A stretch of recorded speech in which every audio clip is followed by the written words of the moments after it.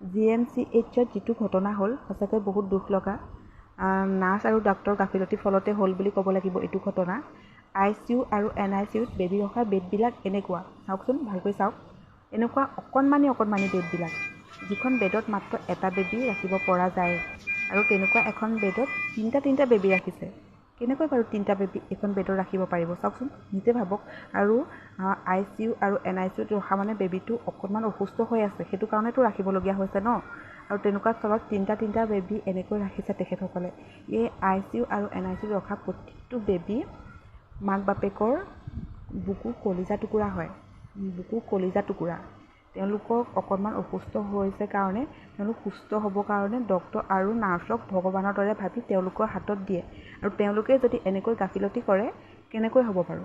ইয়াৰ উচিত তদন্ত হ'ব লাগে আৰু দোষীয়ে উচিত শাস্তি পাব লাগে।